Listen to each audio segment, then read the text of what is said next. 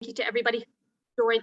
Thank you to everybody who is joining us this afternoon for the Digging for Truth session. We're going to be jumping into investigative podcasting with the host of WABE's Buried Truths podcast.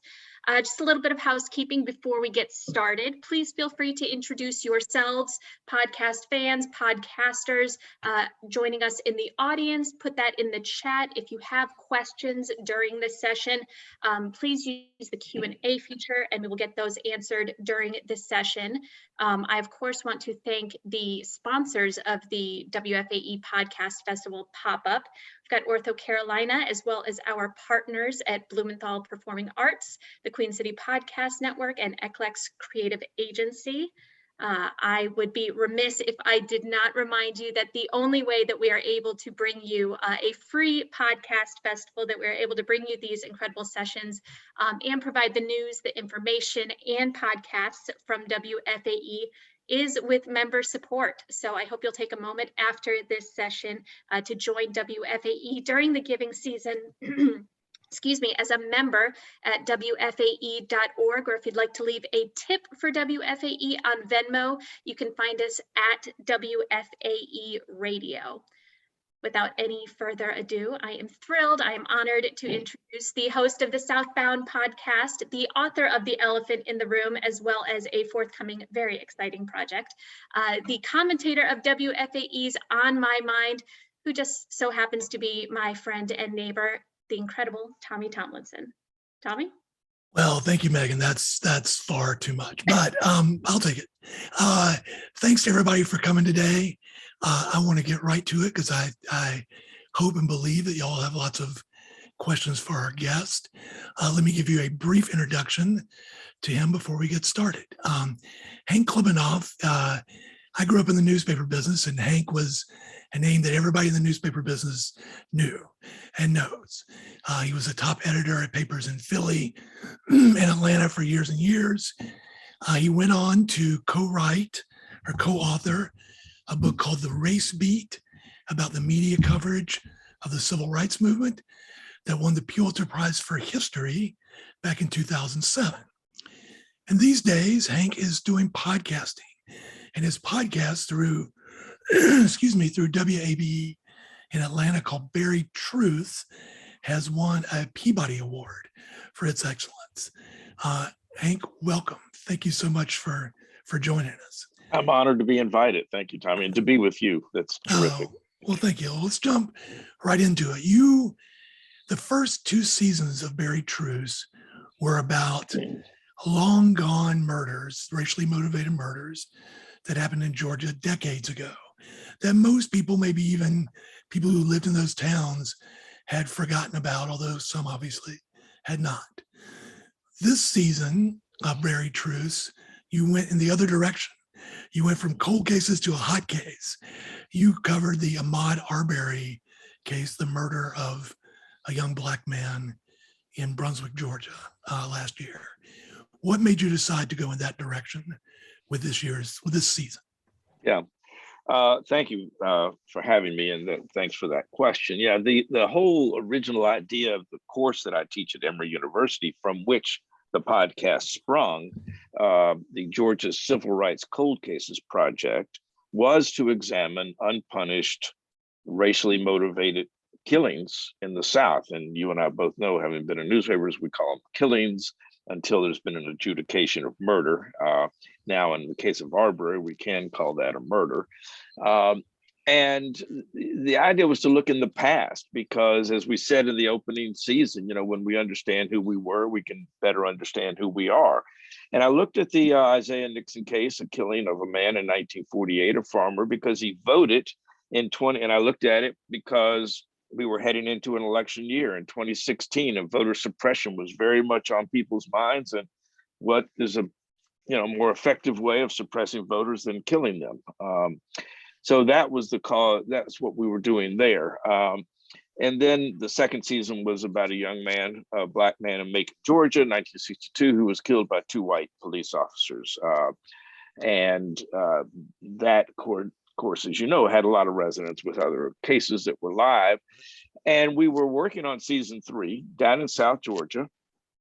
And on another case that we are now going to be doing a season 4, and it's about a man who was killed in 1958 because he was driving a 1958 Chevrolet Impala, a very nice car, by two white police officers, probably especially one, and then one of those killed another man 5 weeks later in the same town down in. I'm hearing the same thing you are, Tommy. Down in Dawson, Georgia.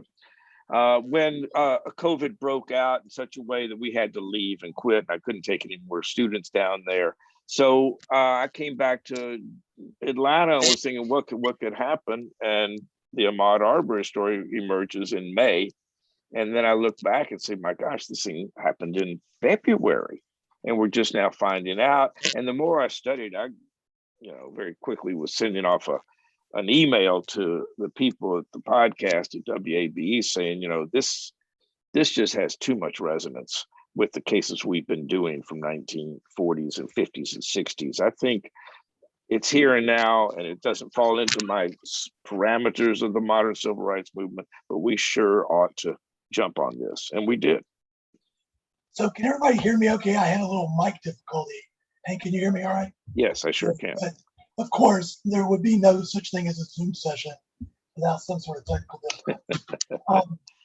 I want to ask about, now that there's been a verdict in this case, as those of you, I'm sure everybody who's on this knows, the 3 men who were charged were found guilty of various versions of murder, and they are, barring appeal, going to have at least life in prison. Hank, you have reported on, written about many of these cases where it did not go that way. And I think part of what you outlined in the podcast is how, even though we think we've made a lot of progress in this country in 2021, some of these cases, in the Ahmaud Arbery case, feel like it could be 1951. Are you surprised or what are your feelings about the fact that there was a guilty verdict in this case? The rational side of me looks at, sort of the way things unfolded and how the outrage manifested itself when the video of Ahmaud Arbery being chased by these 3 white men and then ultimately killed, the outrage that manifested itself. And it crossed a lot of lines, political and lines. And then when I saw how the voir dire went, interviewing the potential jurors, a lot of them, white and black, let's just focus on the white ones, said they were outraged too, and that they thought it was murder and this, that, and the other. So there's a rational piece of me that said, well, the evidence was there that this was not going to go the defendant's way. Okay, that there was enough history that you even had the governor of the state, or conservative Republican governor of the state, Brian Kemp, who was anathema to liberals in the state, saying what a savage, awful, example of vigilante justice this was, and we can't tolerate this. The attorney general of the state, similarly Republican, conservative, did the same thing. That alone made it different from the cases that we look at. You never would have had a governor taking up for the black man back in those days, no matter how egregious it was, but you also are aware that really all it does is take one juror to hang it up, and to, have a mistrial. And then suddenly the state has to decide, well, do we want to do this all over again, and so in that way, I thought, you don't know who that one person is, because it's 11 white jurors and 1 black one. But I think they studied it, and they gave a smart, rational, and fact-based decision. So I think a lot of people who are on this session with us might want to do this kind of work on their own, and they might want to attempt these sorts of podcasts, this sort of investigative work in whatever journalism they're doing. And so I want to spend some time on sort of the mechanics of how this works. First of all, there are obviously, hundreds of particular cold cases and that sort of thing as you started out. that you could have looked at? How did you pick the ones you picked? Mm-hmm. Well, I started off with, and some of you may know the history, that journalists and only journalists were looking into these cases. You know, for the longest time, Jerry Mitchell down in Jackson, Mississippi, and Stanley Nelson over in Faraday, Louisiana. And, you know, it was something that only journalists were doing. And very little of them ever got attention that led to prosecution. Of course, in Jerry's case, they were already headed in that direction. Of course, the Neshoba County killings of Schwerner, Goodman, and Cheney, and the Birmingham church bombings. To me, it was something that was sort of spoke to the journalist in me, you know, that these are unanswered questions, and that's what we do. We answer questions. It spoke to the journalistic drive in me to finish the story, you know, to go ahead and finish the story. And to me, I thought it was something that I was doing outside of before I came to Emory. And when I applied to Emory, I made it a part of my application to come to Emory. I'm going to switch off my earbud because we are getting.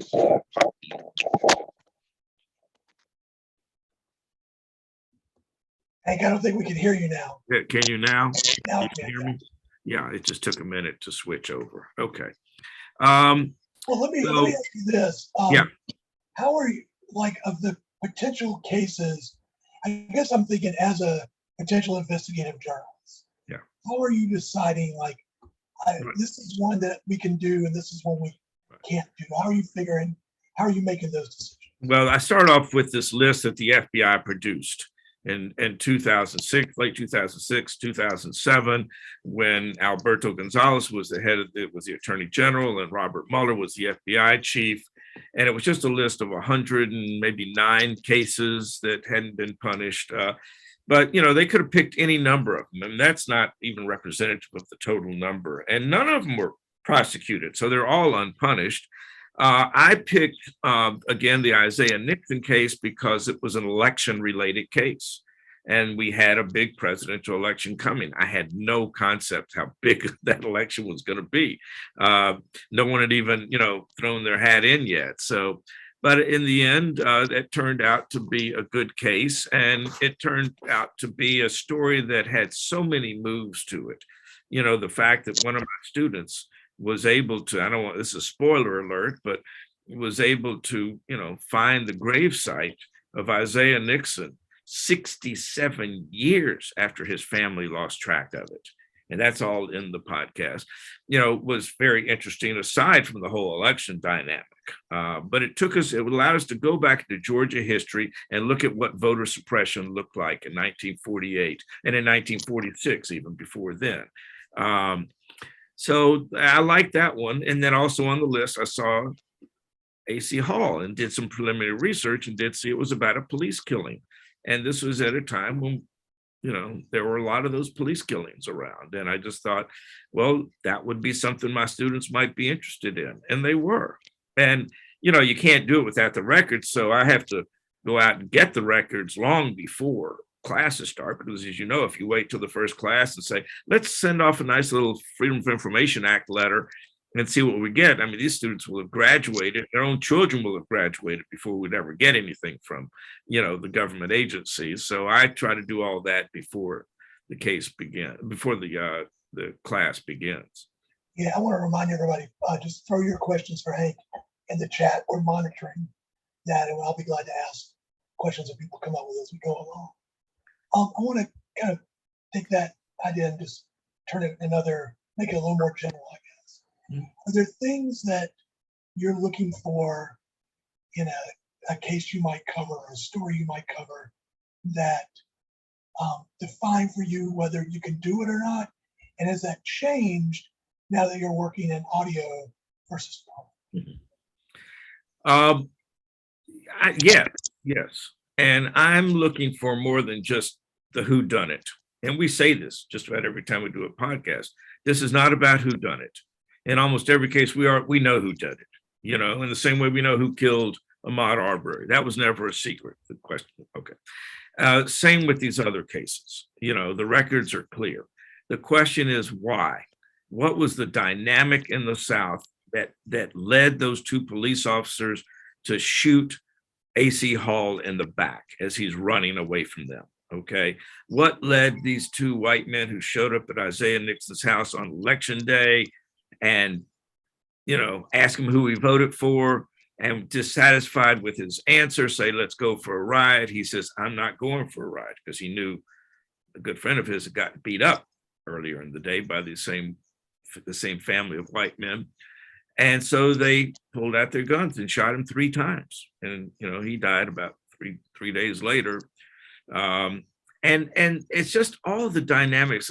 Just like that moment when I said Isaiah Nixon died, one person who had looked into this case before us couldn't find his death certificate, okay, and was frustrated that he couldn't find it. Well, he hadn't gotten the FBI reports, the Freedom of Information Act. But if you read that, you realize that even though Isaiah Nixon was shot and killed in his hometown of Alston, Georgia, in Montgomery County, because he was Black, he had to be taken by his family 2 counties away to get a hospital that would treat a Black man.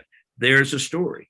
You could build a whole podcast episode just on how Blacks had to travel 2 counties away to get medical service at a hospital. And so that dynamic was interesting to us. And it was there that he died. Well, once he died there, that's where his death certificate is kept, in the other county.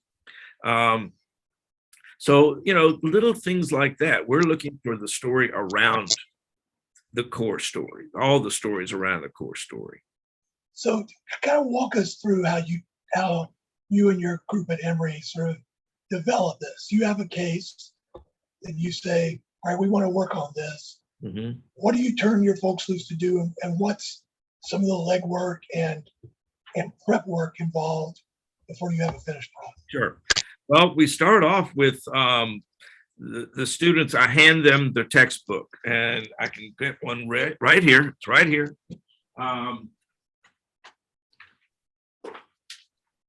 Sorry, guys. A little show and tell here. It's the FBI report. This is everything. And, we have a heavy duty lesson on this is not truth. Don't take this as the God's honest truth of everything that happened. It's the best that the FBI could do under whatever circumstances they faced, including pressure from their boss in Washington not to do it. Okay. I'm talking about J. Edgar Hoover. And they go through it and start producing a timeline.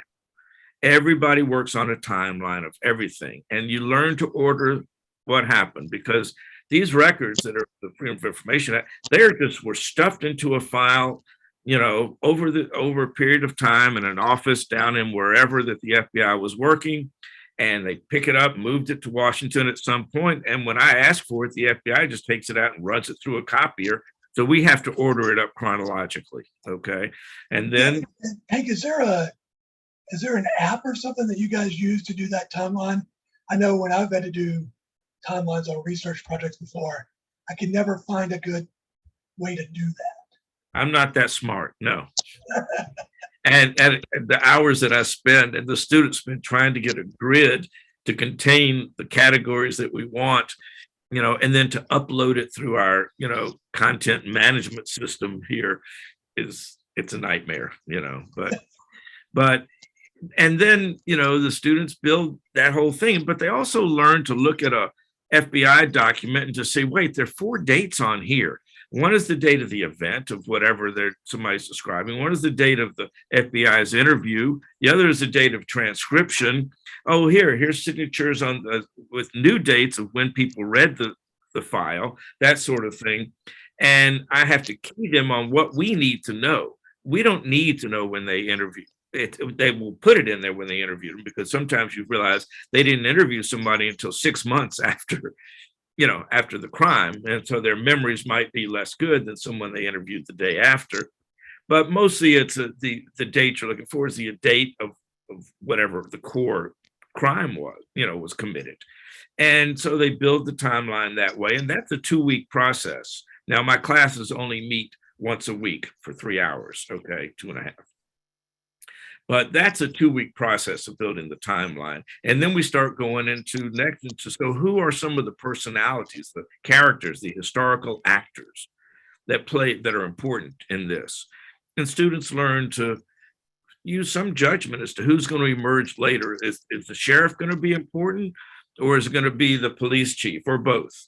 Is it going to be the victim or his brother or someone else? And that becomes a good exercise. And meanwhile, they're reading a lot of the secondary material. I call it secondary, meaning it's not primary evidence, but they'll be reading Leon Litwack and, Renee Romano and Jennifer Ritterhouse and Jane Daly and a lot of other who have written about the age of Jim Crow. So we have a question from the audience from Titania that kind of gets to some of what you're talking about.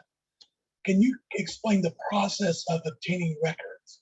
So you have this FBI report, but obviously all your podcasts, all your work involves a lot of other reports, probably some you have to track down somewhere. Right. How do you do that, and what are the challenges in that if somebody might want to do their own work? Right. I have a list of things we've used over time, that whether it's the Georgia archives or it's databases. I'm very fortunate to work at a college and university that helps, because I have access to all the databases that they're willing to spend thousands and thousands and thousands of dollars to get, and not just for us, but for all the students here. One newspaper alone that I wanted to get, and have access to in digitized form they said, we can get it, but it's going to cost, I think, $48,000 a year. I said, are you kidding me? I said, fortunately, it was the end of the semester, and it made it easy for me to say, we'll pass. You do the interlibrary loan, you get the microfilm, and you go through it if you have to. And for years, we had to do that at NAACP, which is hundreds of thousands of pages. And we were having to do it on microfilm. Thank goodness someone paid to digitize the NAACP papers. Students learn. I bring in a couple of people to teach research methods that even I'm not good at, okay, or that I'm especially not good at. From either Emory Library, the research librarians can teach them how to use Ancestry, and they actually build a research guide paid for us in the library system, where you just type in Civil Rights Cold Cases Research Guide, and it pops up how to get to newspapers.com, newspaperarchive.com, how to use ProQuest newspapers, all these different benefits, and Ancestry. And then I bring in people to do tutorials on how to use Ancestry. And the best people I use, other than the research librarian, are my former students.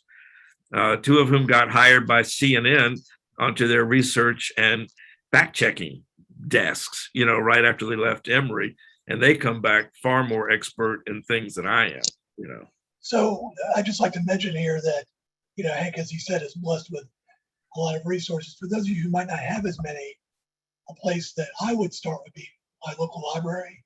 Mm-hmm. You'd be amazed now at the databases and things that libraries have access to, and they're often free. I know here in Charlotte, I've used the libraries over and over and over as a great resource. Mm-hmm. Librarians are sort of superheroes. They're waiting to help you. So don't feel like you've run into a complete stone wall until you check with your local library. That's right. So I want to flip and ask the other side of that question, I guess, from Daniel, who's in our audience today. How do you go about, what's sort of the magic to finding and developing sources? Maybe especially in stories like this where people are old or have passed away or have moved, might be hard to find. Mm-hmm. Well, there is no single way to do it. I'll say that.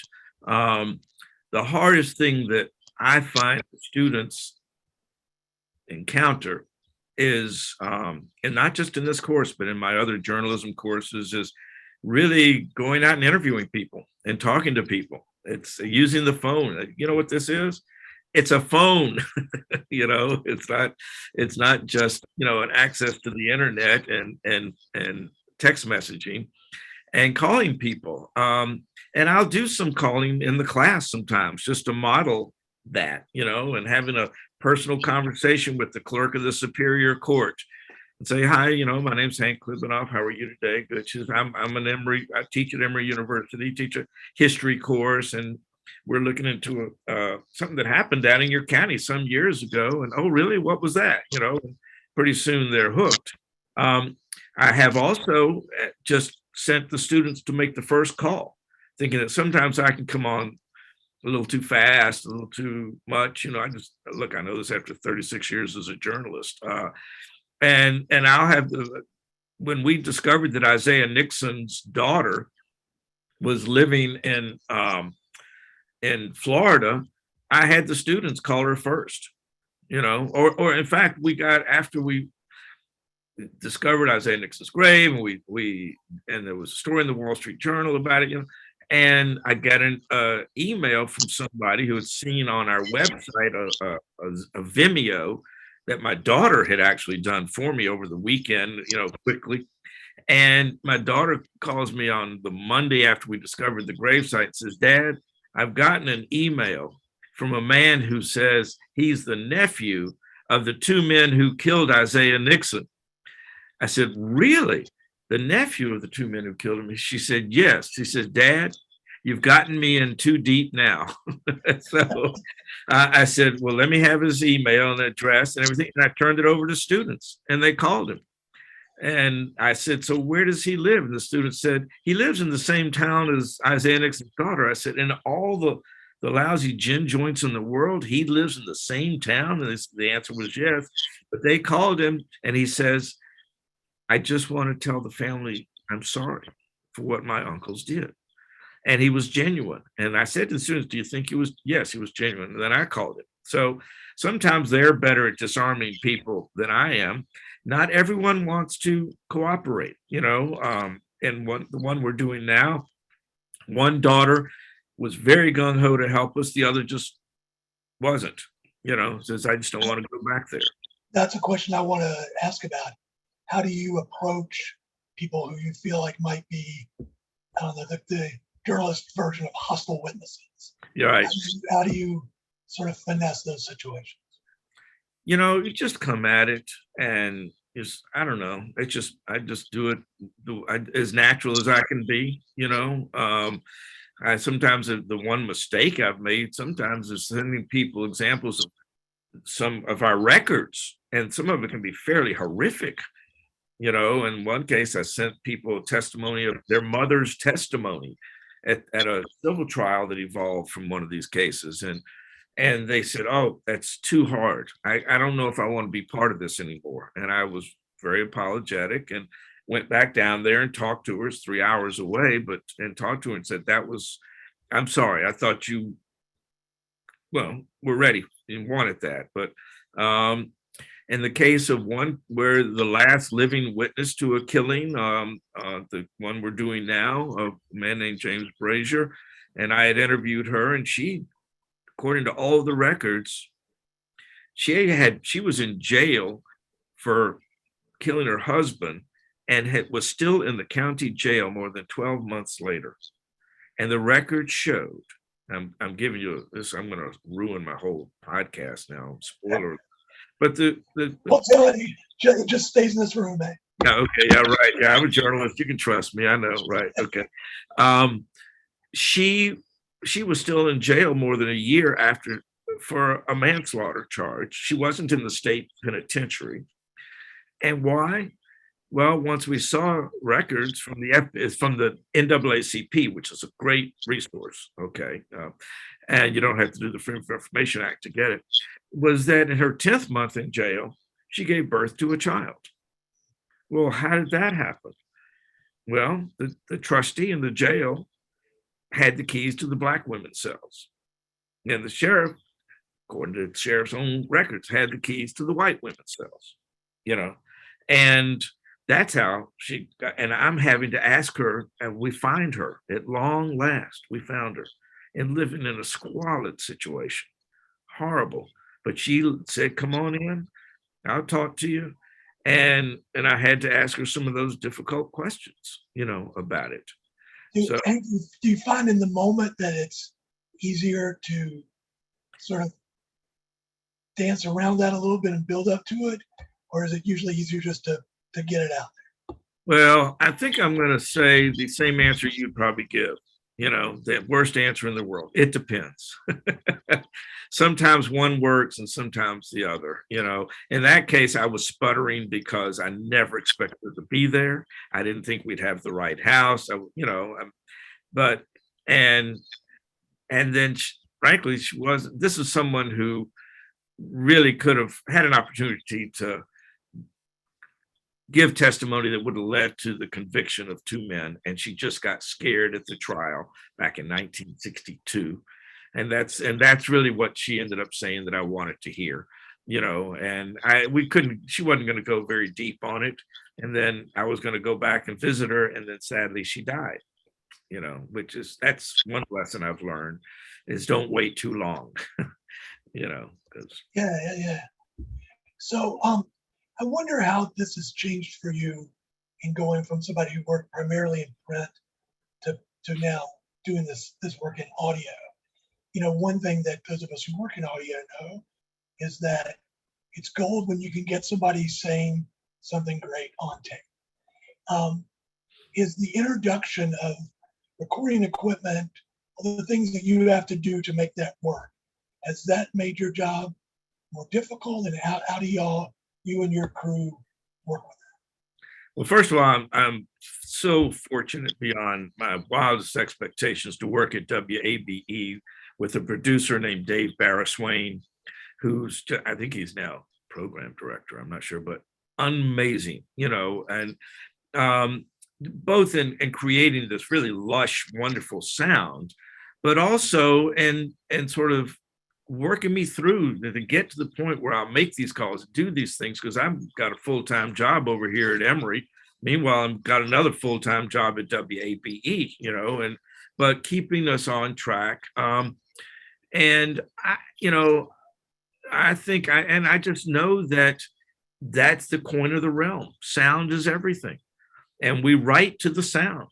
I've learned so much about writing from Dave Barriswain and a previous person who worked there more in marketing, but Jan Barry, you know, who was fantastic. So, Hank, could you explain a little bit more about what you mean by write to the sound? Sure. You know, we gather. And a lot of that I do in my class with my students. That's what the class is, you know. And then Dave sort of looks at what we have and we talk about what the story is going to be. We say, well, we've got this great sound. You know, some student found, this is not exactly true, but let's just say a student found a great archival speech, audio of Eugene Talmadge, you know, your former governor here in Georgia, Tommy, you know, in the 1940s, given this, you know, completely repulsive racist speech about how, you know, under his time, if he's elected governor again, Black people won't vote. He didn't use the word Black. And so we know we're going to want to use that, you know, and then we know we're going to want to use the sound, you know, we just collect all our assets, and just list what they all are. And then we lay them out on a table. In fact, it's probably 15 tables in a studio, you know, to start building the story. We have an idea of the way we want the story to unfold, have somewhat of a storyline, and then we're trying to figure out what's the proper order. And we don't do it by episodes. We do not think in terms of episodes. We think in terms, in effect, of chapters. So stories. You know, we know we have Isaiah Nixon's daughter, Dorothy. She's going to be in this show from the beginning to the end. She's helped us so much. She's got great memories of growing up on the farm. And we're going to talk, that's going to be a chapter, her talking about growing up on the farm. We then might add other things about growing up on the farm and what her father was doing when she was growing up. And then she talks about how much anger she felt when her father was killed. And she held on to that anger all the way into college. Florida A&M, and then she decides to major in psychology, and this all plays into her decision. Well, we know that's a chapter, but that's going to be much later. Then we say, wait, remember what she said about the funeral? We have to have her at the funeral, so that's going to come in as a chapter, and that just makes it more manageable, and then you don't know an episode, once you lay it all out, might be 6 chapters, it might be 2, depending on how long each story is, and then we have to intersperse what I'm going to say, obviously, in there. That's a lot of work, obviously. And one of our listeners, Autumn, has a question that basically says, what's the time frame for like conception of the episode to actual production and release? Are you guys trying to do all this in a semester? And I guess the question I would add is, at one time, how many different people are working on this? Well, first of all, we're not trying to do this in a semester. I teach at one pace and I do the podcast in another, and sometimes the work on the podcast originally didn't even begin until after I'd already taught the course. But now I really tap the students, because sometimes they're just giving me their ruminations, in a tape in their phones, and sometimes they'll get actively involved in interviewing people and learning how to record, and every semester someone comes in, had a great interview with somebody, but the recorder didn't work, and I've been there. So, but this students, and I don't ding them on the grave because of that, how long does it take? It takes forever. And it takes longer than anybody in their marketing department or their sales department want it to take, but they've all learned to sort of accept the pace. Look, this right here, the race beat. Okay. Gene Roberts had already done 3 years on it when he brought me into it. He probably thought I would knock it off in 3 years. He was going to go off to the New York Times for 3 years. He probably thought I would knock it off in 3. And I took that 3, and then I took another 3 and another 3 and another 3. So I spent 12 years on that book. Okay. Of course, I had a job, I had a full-time job, just as now I have a full-time teaching job, So everybody's learned that what matters is the quality of the work, that rather than the pace. Although sometimes we'll do something quick on Ahmaud Arbery, which, we can talk about. We turned the post-verdict episode like overnight, just because we're on it, and we're listening, and we're paying attention. And fortunately, my schedule allowed me to do that. So I imagine a lot of people who are in this session with us have full-time jobs, things like that they might be working around to try to make something like this happen. How did you do it? Like when you were working on the race beat, but you had a full-time newspaper job or whatever you were doing, is there anything you've learned about how to manage your time that way? Yeah. Oh yeah, I learned that I do everything wrong. So tell us the stuff you did wrong. Well, fortunately, I did have a fellowship at one point at Columbia through the old Media Studies Center, the Gannett thing there, and that was great. And that was a semester, 2 semesters. I'm sorry. But then once I'm working, I didn't get nearly enough done to that. But once I'm working, I'd work in the newspaper office from 9 in the morning, 9:30 maybe, till 8:30, whatever. I always seemed to get home too late to have dinner with my kids. They still love me. It worked out, I think. And then I'd have dinner and I'd start, read them a bedtime story. And then I'd start writing or working on the book at 10 o'clock at night, try to work till around 2 in the morning, get to sleep, get up. It doesn't matter. You always got to get up at 6 because you got to catch the school bus and all that. And just do that. I could do that for 4 months maybe, and then just collapse.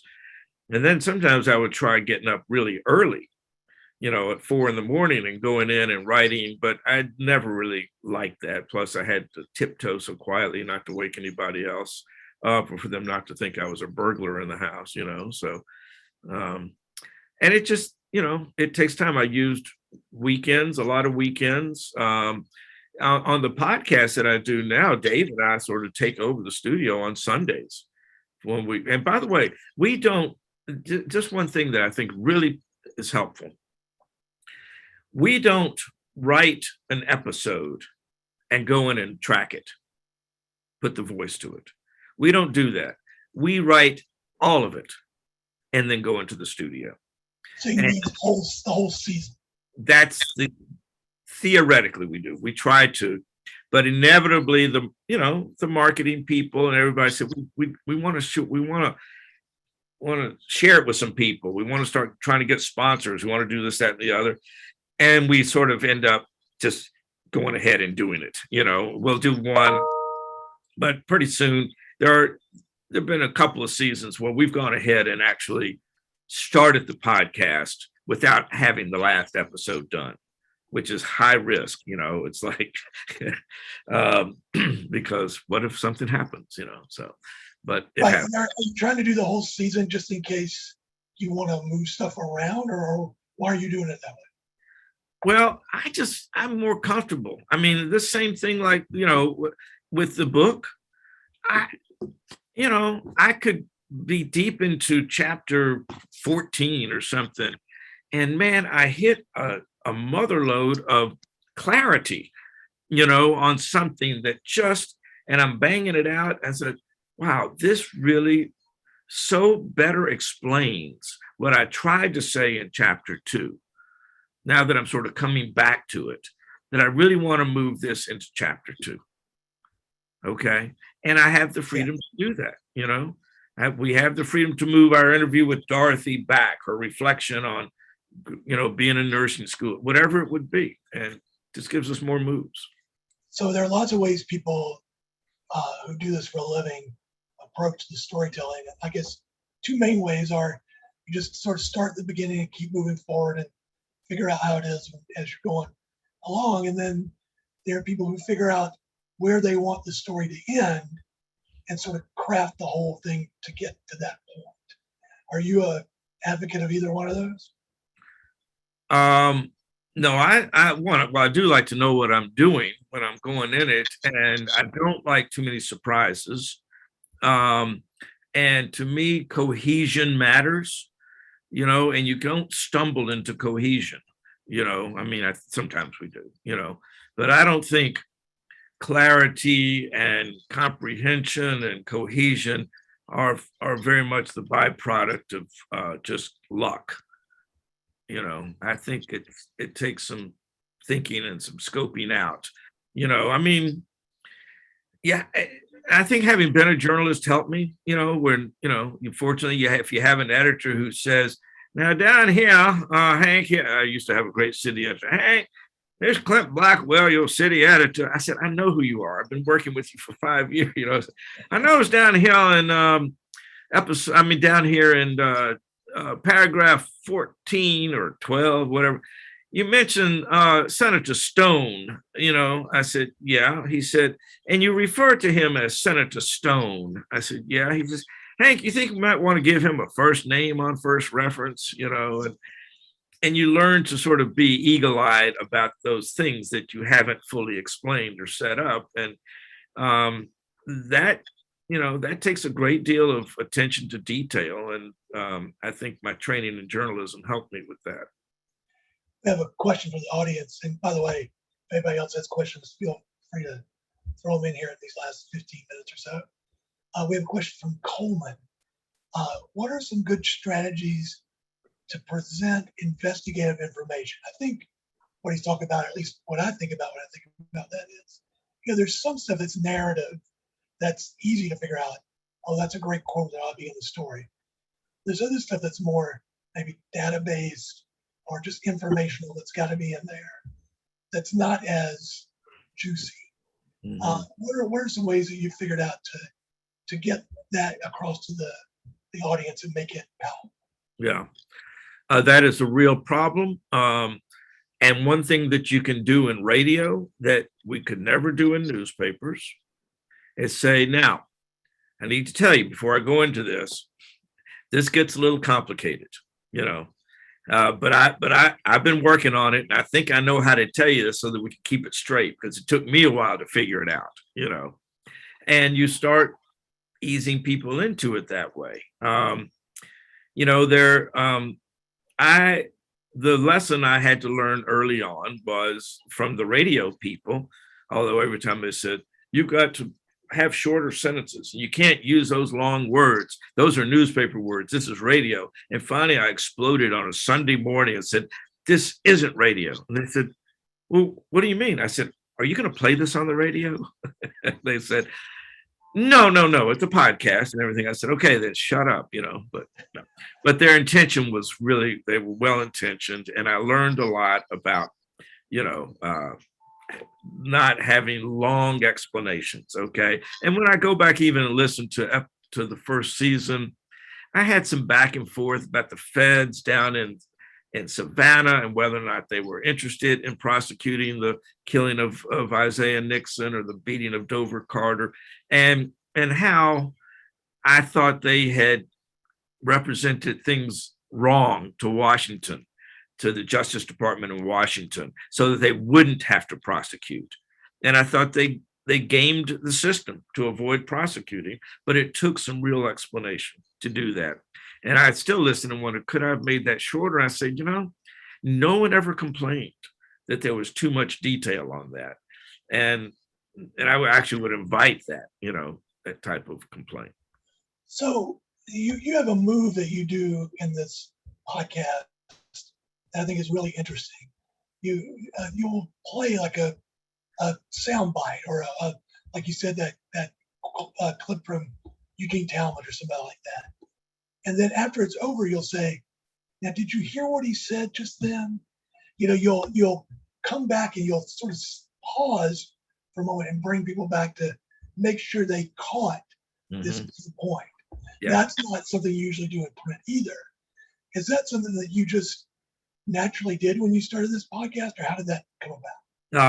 It is something I did, and sometimes that would have been partly with Dave Barriswain's help, because sometimes the audio that we're using isn't really clear, and you're not going to play it twice, and if it's crackly, and one time Gene Talmadge, when he's talking, there's thunder in the background, which we love, but you have to sometimes help that type of thing.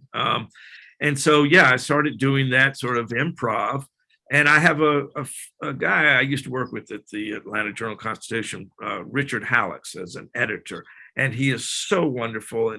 And I don't know, I even noticed when we were at the newspaper together that I could turn something over to him to edit it. And he'd edit it, this sounds wrong, but the way I would edit it, and with the words I would use. And I just felt in sync with him. And so I brought him to help us write on this podcast as well.